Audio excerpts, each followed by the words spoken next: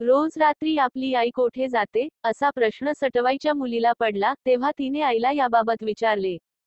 आईने उत्तर देण्याचे टाळले, परंतु मुलीच्या हट्टापुढे तिचा नाईलाज झाला.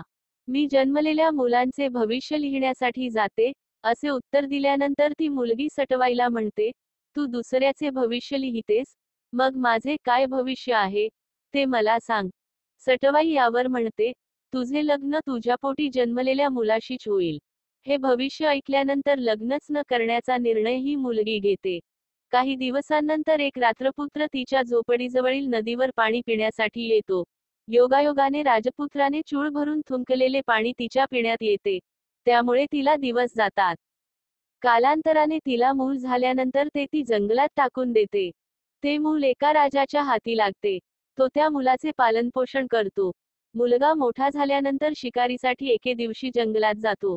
तेथे त्याला त्याची माहीत नसलेली आई भेटते. तो तिच्या प्रेमात पडतो. आपणास झालेला मुलगा आपण टाकून दिल्यामुळे आईचे म्हणजेच सटवाईचे भविष्य खोटे ठरले आहे, असे समजून ती युवकाच्या प्रेमाला प्रतिसाद देते. दोघांचे लग्न ठरते. परंतु मूल टाकताना त्याच्या भोवती गुंडाळलेले कापड युवकाने जपून ठेवलेले असते. हे कापड पाहिल्यानंतर आपल्याच मुलाशी लग्न ठरल्याचे तिच्या लक्षात येते. थोडक्यात, सटवाई सांगत असलेले भविष्य कधी खोटे ठरत नाही, असा या कथेचा आशय आहे.